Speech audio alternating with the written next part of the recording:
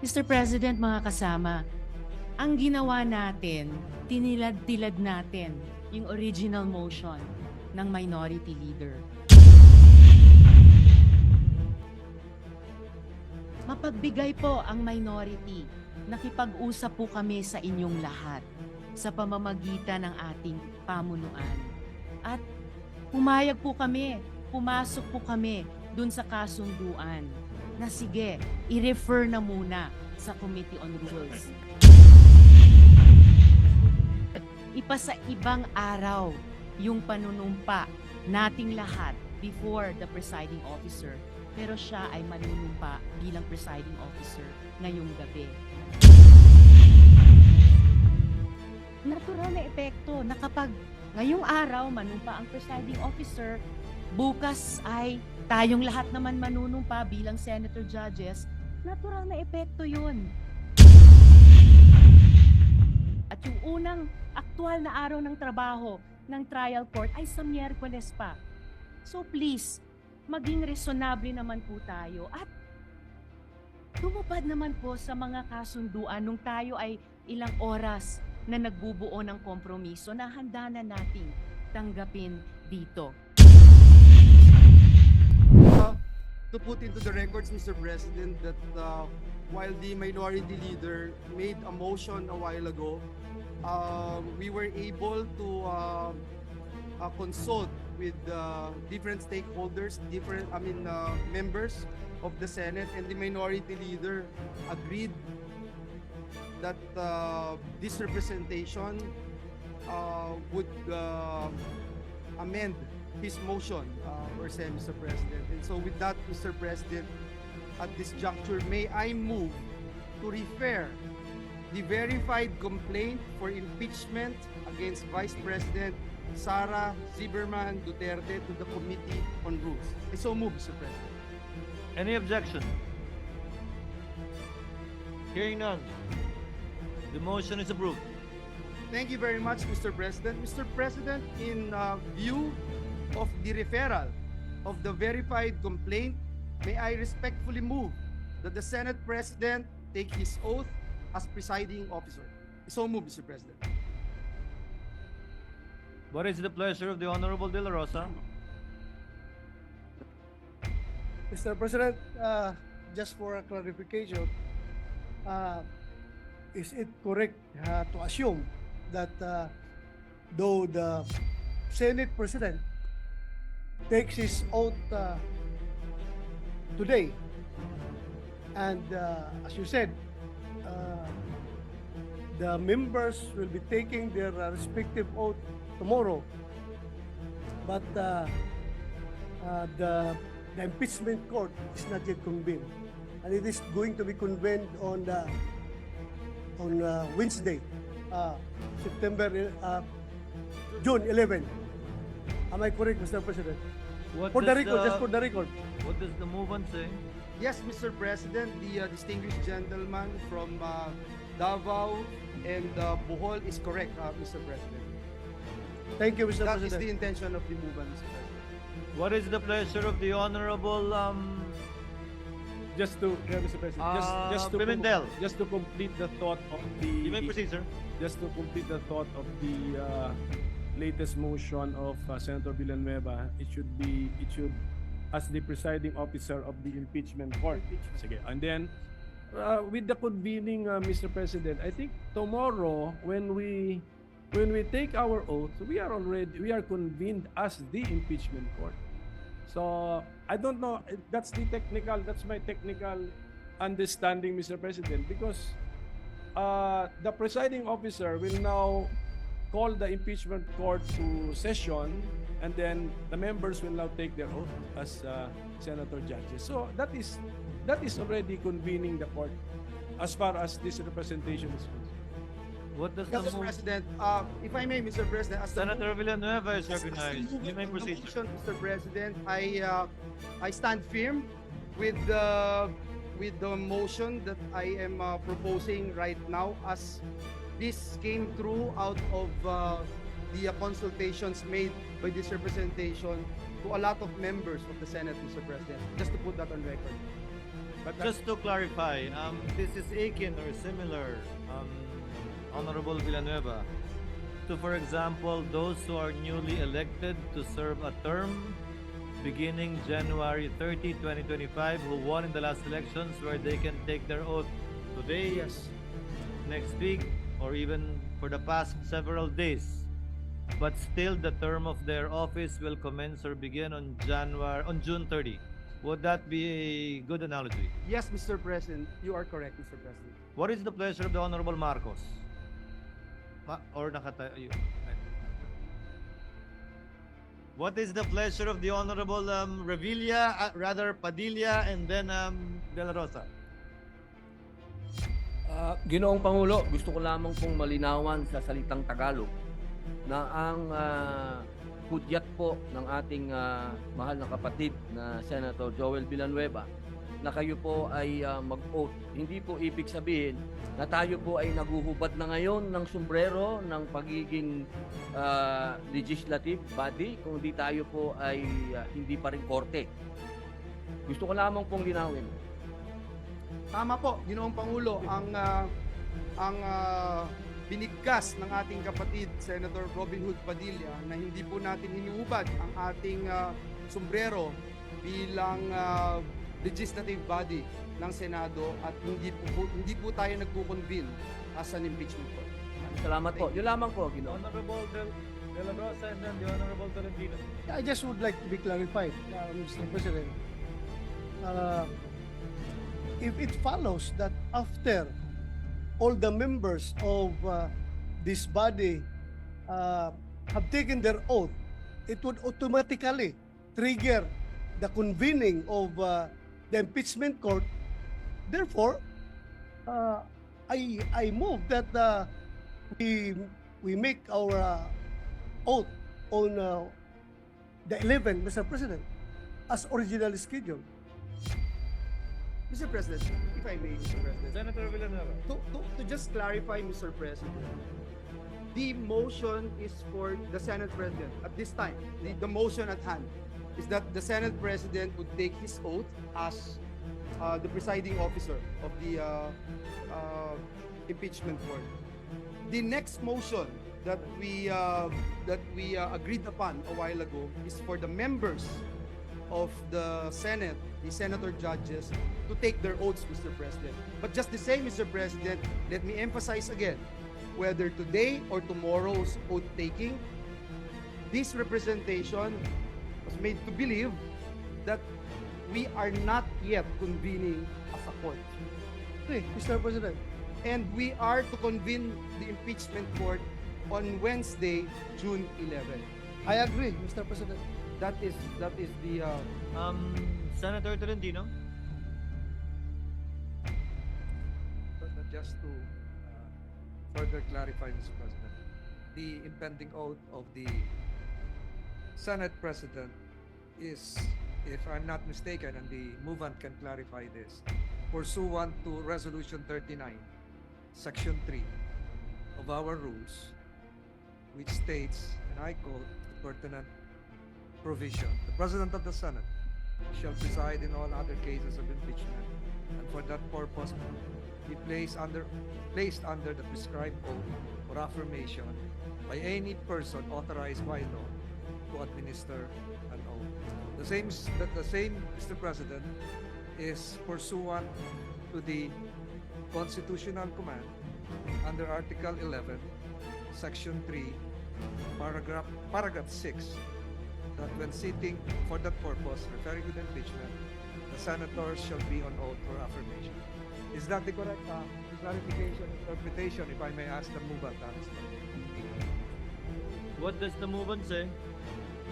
Yung po bang panunumpa ngayon ng ating Senate President ay sang-ayon sa Resolution number 39 patungkol sa impeachment proceedings at sang-ayon din sa Article 11, Section 3 patungkol po sa panunumpa ng Senate President at lahat ng senador kung magbubukas ang isang impeachment trial court. Yun lamang po.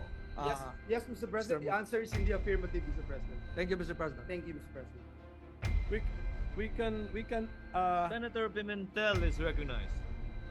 since we are debating on the nature of the third motion, actually we're still on the second motion. Kaya nga. So maybe if we can wait for the third motion and then revive this topic, Mr. President. I have no problem with that, Mr. President. And so I move for the previous motion, Mr. President. The previous motion to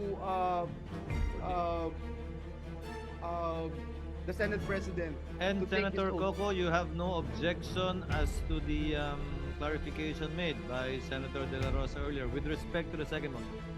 Is that correct? Because it is more appropriate for the third motion which has not Yes. been made, Mr. President. So mas nalilito tayo when we anticipate So the there third is motion. no reservation as to the second motion of the gentleman from Bulacan for the chair to take his oath as presiding officer. Is of that the impe- understanding of the presiding chair? officer of the impeachment court. Yes, sir. Yes, sir. Senator De La Rosa. My clarification, Mr. President, was not yet forthrightly answered, Mr. President. Can this can the presiding officer give us a clear explanation as to whether or not we are convened right after all the members of this chamber have taken their oath? Because according to what we have discussed a while ago, that the convening of the court, of the impeachment court, shall proceed only on 11 or Wednesday. That's no. We are still on the second motion, Honorable De La Rosa. That is why, Mr. President, I that's a precondition. Because Ah, okay. otherwise, that's not, my question is a precondition to your taking oath understood. of oath. Because if you say that it will trigger, then I will object to your to that motion. Understood. Senator Cayetano, what Sir is your President. pleasure? If it will help, You may proceed, sir, if it will help. in the same manner, Mr. President, that you said that parang po yung mga nanalo nung May election, June 30 pa naman sila mag-hold office pero pwede na sila mag-oath. If the Supreme Court was in recess now, but the President appointed 3, 4, 5, 6 justices, they can take their oath. At kahit 15 yan na sabay-sabay ng oath, it will not mean that they are convening the Supreme Court for another session. They will still be in recess. It will be either the law, which sets a date, or in our case, here in plenary, we will set the date kung kailan i-convene. So if it will help, so what will happen is you will take your oath tonight. Then because we referred it to the Committee on Rules, then following precedents, which is part of our rules, then tomorrow, we will take our oath as a group. But yung pagko-convene, in accordance then with our agreement and your notice, will be on Wednesday. If we all accept that, our taking of our oath tomorrow will not trigger the convention of the convening of the trial court. Of course, if we all agree today that after we take our oath, it will convene, then it will convene. But if we all agree we will just be taking our oath today, it's no different than new appointees of the Supreme Court or the CA or the RTC taking their oath, then waiting till the recess is over before they convene. No, if we all accept that, Mr. President. Senator Ontiveros is recognized. Salamat po, Mr. President. Mr. President, mga kasama, ang ginawa natin, tinilad-tilad natin yung original motion ng minority leader. Dahil sa primary issue na ni-raise ng gentleman from Camarines Norte and BARM na dapat tulad ng naging practice nung nakaraang mga impeachment processes, bagamat wala sa rules, i-refer muna sa Committee on Rules. Mapagbigay po ang minority. Nakipag-usap po kami sa inyong lahat sa pamamagitan ng ating pamunuan. pumayag po kami, pumasok po kami dun sa kasunduan na sige, i-refer na muna sa Committee on Rules. Ipasa ibang araw yung panunumpa nating lahat before the presiding officer, pero siya ay manunumpa bilang presiding officer ngayong gabi. Natural na epekto na kapag ngayong araw manumpa ang presiding officer, bukas ay tayong lahat naman manunumpa bilang senator judges, natural na epekto yun na we have constituted an impeachment court. Hindi yun po ang unang issue na ni-raise na prejudicial issue. Yun lamang na bakit hindi idadaan din sa Committee on Rules. Nagbigay na po ang minority dyan. Tinilad-tilad na po natin yung original motion na hindi muna mag-constitute as impeachment court ngayong araw, i-refer nga sa Committee on Rules gaya ng hiniling ng good gentleman from Camarines Norte and BARM, at ngayong gabi, yung presiding officer lamang manunumpa. Bukas, tayong lahat ng iba ay manunumpa. At yung unang aktual na araw ng trabaho ng trial court ay sa Miyerkules pa. So please, maging resonable naman po tayo at tumupad naman po sa mga kasunduan nung tayo ay ilang oras na nagbubuo ng kompromiso na handa na natin tanggapin dito. Tumupad na kami dun sa prejudicial concern na idaan muna sa Committee on Rules at iisa lang ang manunumpa ngayong gabi. Bukas, tayong lahat ng iba. There is no harm na nag-convene na tayo bilang korte bukas dahil wala pang gagawin ang korte bilang korte sa Miyerkules pa po. So I am appealing to the plenary, i-uphold naman natin yung pinaghirapan nating compromise nitong nakaraang 2 araw na tumupad dun sa unang issue na ni-raise ng good gentleman from Camarines Norte at BARM. Please lamang po mga kasama, palihog mga kauban. Salamat, Mr. Thank you, President. Senator Ontiveros. Senator De La Rosa is recognized. Actually, Mr. President, the majority is kind enough para pagbigyan yung pakiusap ng minority. Na originally naka-schedule na tayo on May 11, yung ating lahat-lahat na gagawin. June 11, lahat natin gagawin. So, what's the difference kung yung aming pakiusap ay pagbigyan rin naman? Mr. President, just a clarification. With the permission of Senator De La Rosa, Senator Cayetano is recognized. Just to clarify and I beg the indulgence of the minority. Everyone's in good faith kasi ang napag-usapan natin off the record, refer na natin tonight, mag-oath na si SP as presiding officer of the impeachment court.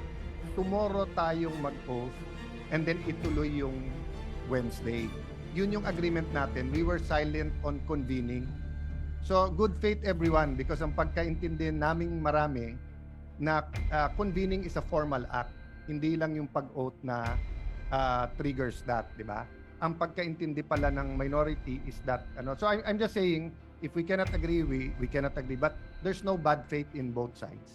So please accept Sige. my explanation. Then we can agree or agree to disagree. So, Mr. President, Senator Benitez is recognized.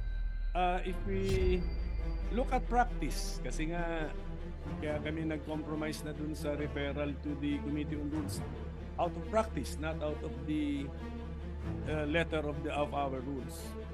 If we remember correctly, for those of us present in the last impeachment proceeding held in the Senate, nag-oath po ang members ng Senado when the court was called to session, Mr. President. So it was a court session. Nag-oath tayo as members of the senator judges. So if we want practice, to follow practice, let us convene the court and take our oath. And then yun, siguro ang good faith agreement na lang natin, let that be the only agenda of the court on Tuesday. So you can ask our staff to check if what I'm saying is correct, that when we took our oath as senator judges, it was the court the Senate as sitting as an impeachment court convened already, Mr. President. So yun po yun. So ganoon na lang, in good faith tayo, and then that's our we make it of record now that that's the only agenda of the court, and then Wednesday na po yung actual work as stated by the Deputy Minority Leader. Mr. President, I think Senator Cayetano.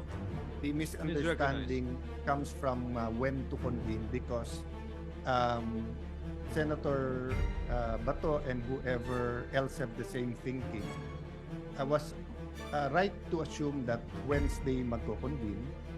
So he still has to till tomorrow to decide whether he will give a privilege speech or make any motion depending on his gathering of his thoughts tonight. So kung mag-agree na tomorrow na mag-convene, that's why isa sa hiningi ni Senator Bato is before mag-oath, he can take the floor. At sabi naman namin, well, anyone can take the floor based on personal and collective privilege. So dun po ngayon may konting stalemate. No? Because Senator Bato doesn't want to be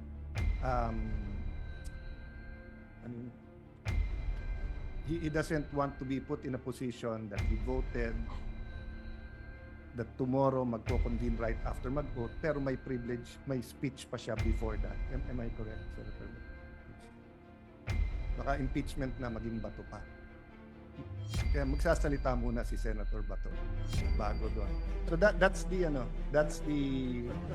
that's the problem in agreeing with the second and the third motion as of now.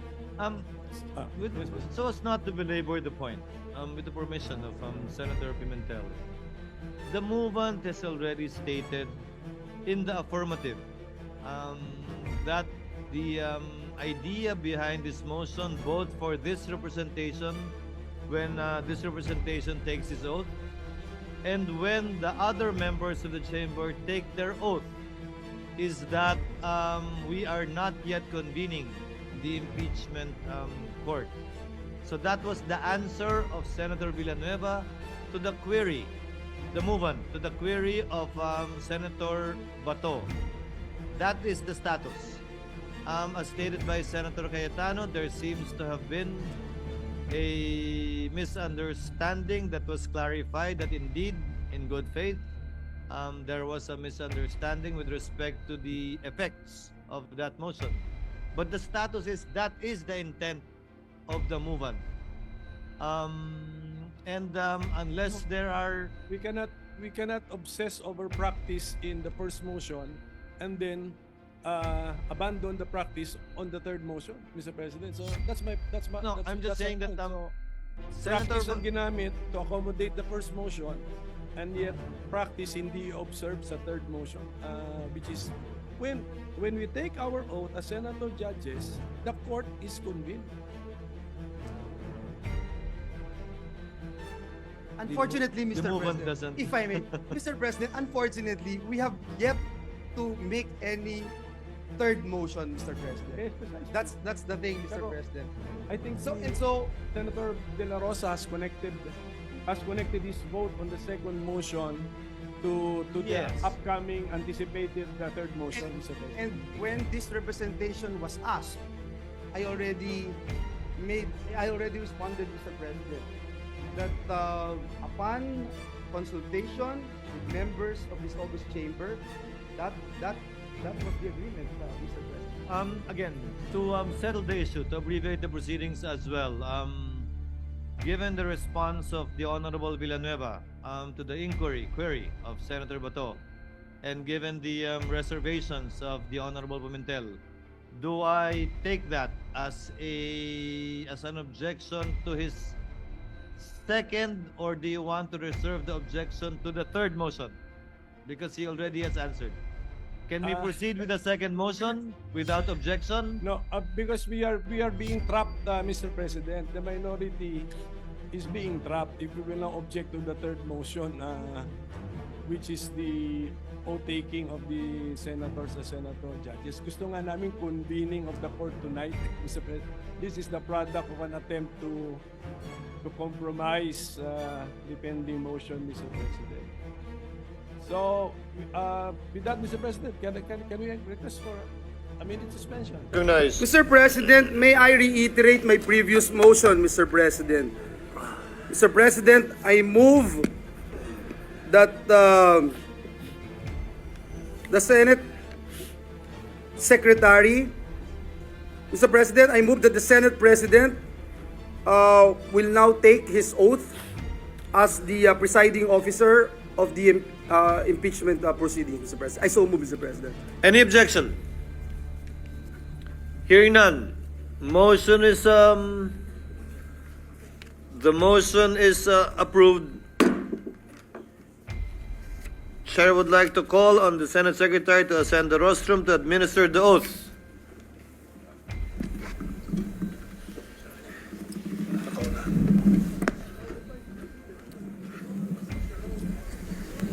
Sir, dito kayo, sir.